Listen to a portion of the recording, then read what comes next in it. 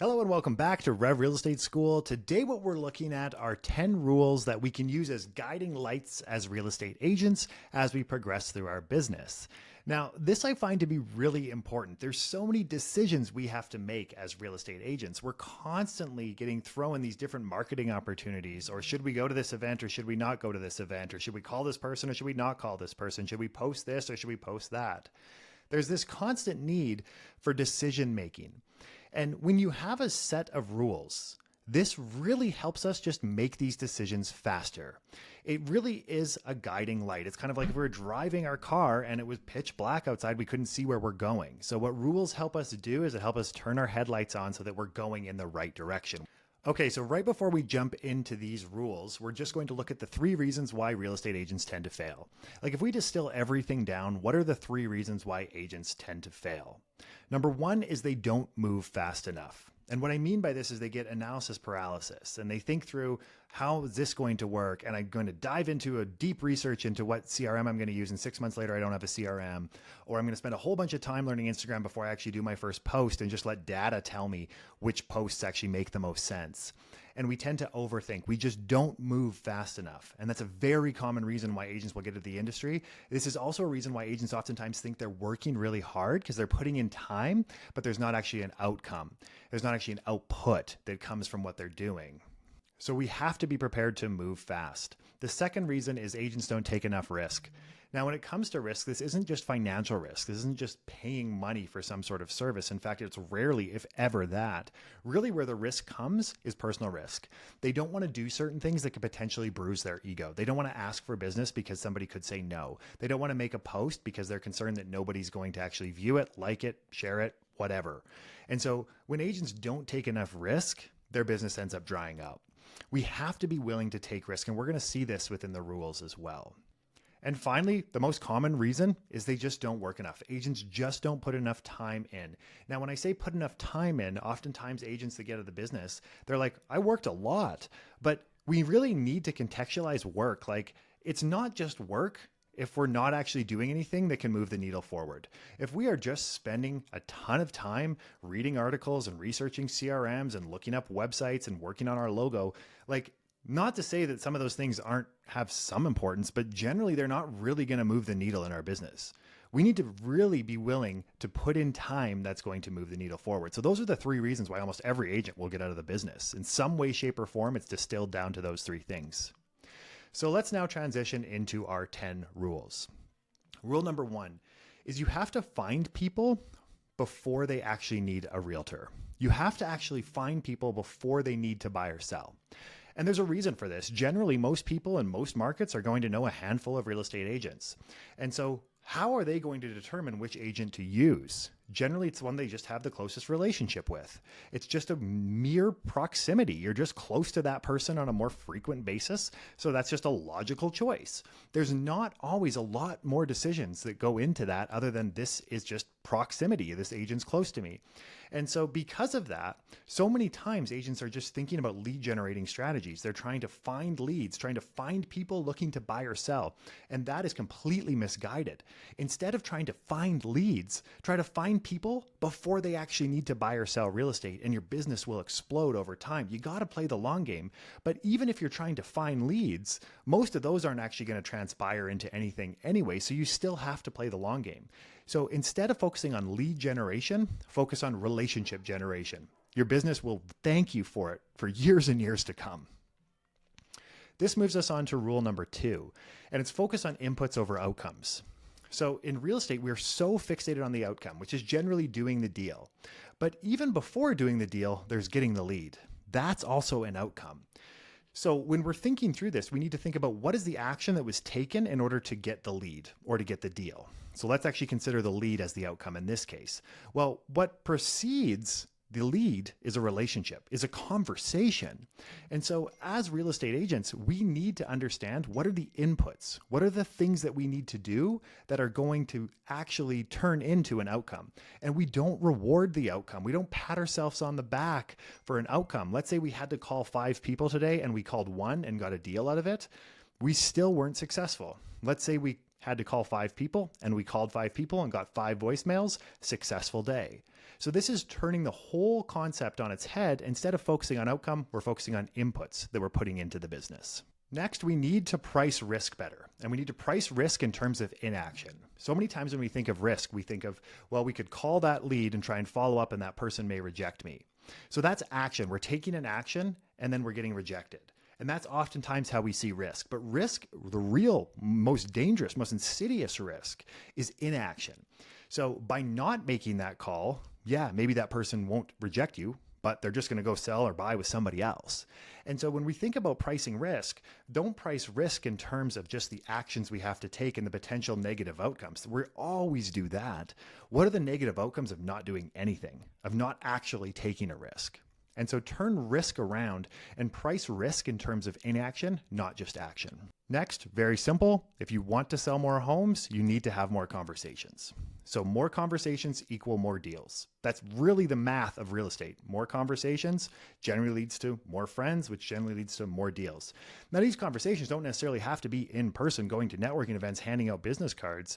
It can be emails, it can be DMs, it can be comments, it can be text messages, it can be voice notes.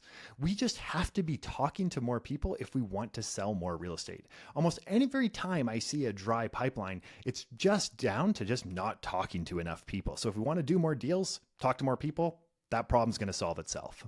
Number 5, we're not in the business of service. We're in the business of hospitality. Now, generally, when you get into real estate, you think you're getting into sales, actually. You're thought of as a salesperson. You're selling. When in fact, as you get into the business, you're going to quickly realize we actually don't sell a lot. We maybe sell a listing presentation, maybe do a little sales here and there, but generally we're servicing a client. And then we're also servicing a client after they've already bought or if they sold. We're helping take care of them, giving them market updates, giving them information. So really, we're in a service-based business. We're not in a sales role.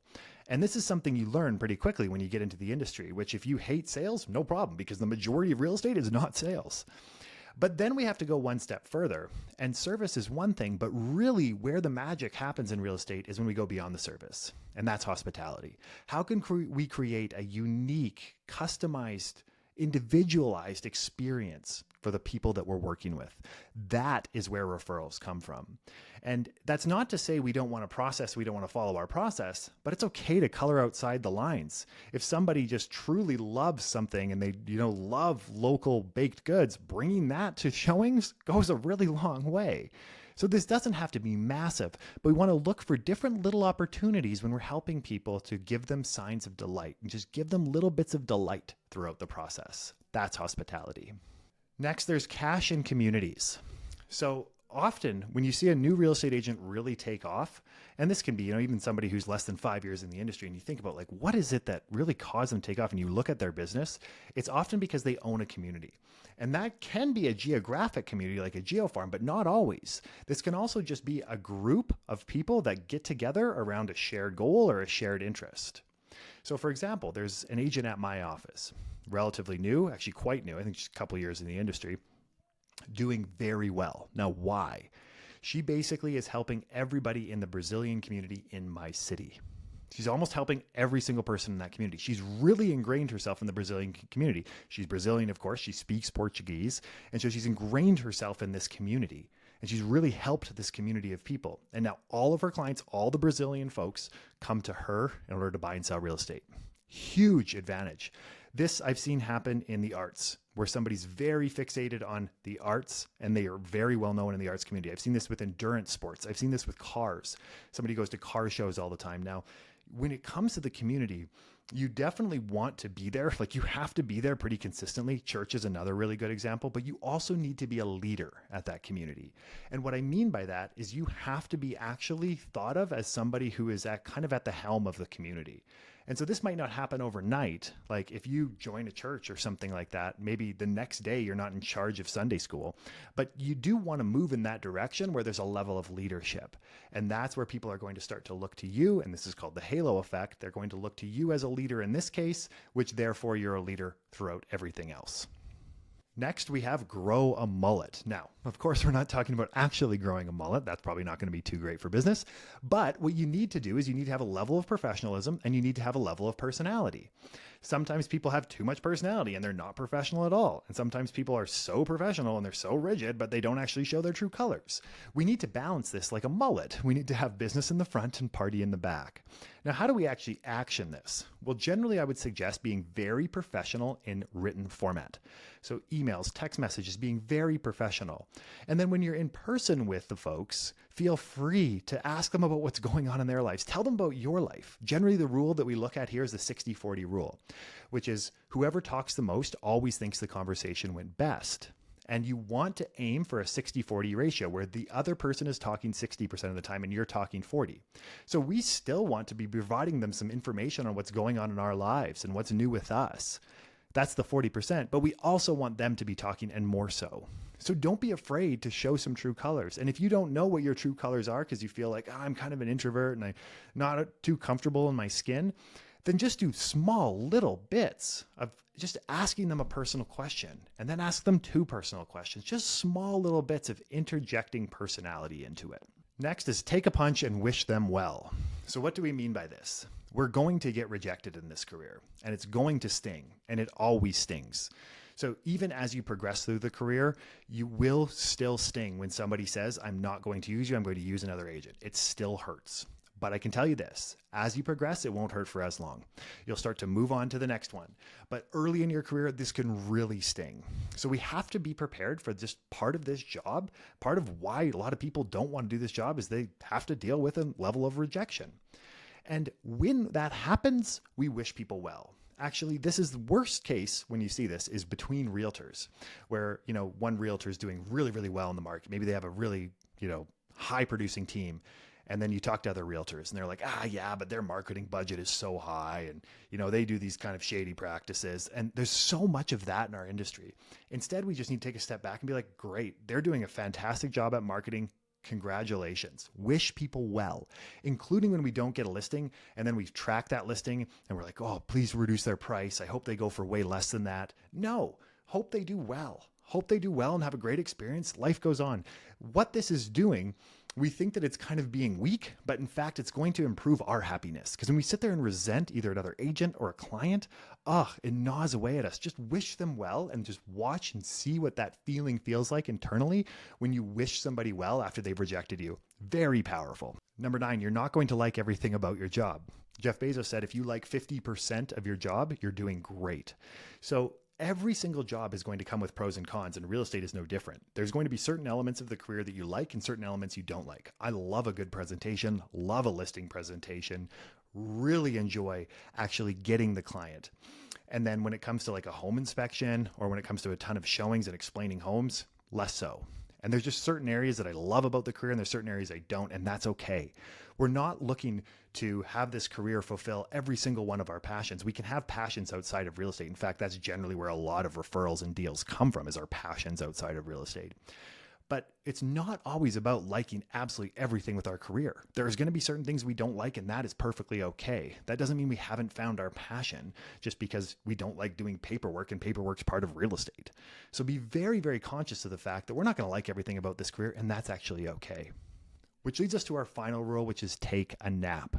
So when we're thinking about the pros and the cons of real estate, one of the cons is we might have to work evenings and weekends. We might have to be on call to run out and go show a home. We might have to deal with a client rejecting us. What are some of the pros though? Some of the pros are we do truly have the ability to create our own schedule. And if you want to take a Tuesday afternoon off to just go kick it or go for a run or go walk the dogs, whatever you want to do, you can do that and you should. And that's because we work evenings and weekends. So we have to ensure that we're taking time off during the day. And it feels uncomfortable for a lot of us. Everyone else is working. So we're sitting there being like, we need to be working too because it's 1 p.m. on a Tuesday afternoon. There's no chance I'm going to take a nap right now. Take the nap because this is what the career gives us. Take the pros of the career because we also have to take the cons, so we might as well enjoy the pros too. Thank you very much for watching or listening to this. Remember, you can reach out anytime at revrealestateschool.com. Thanks again. We'll see you in the next lesson.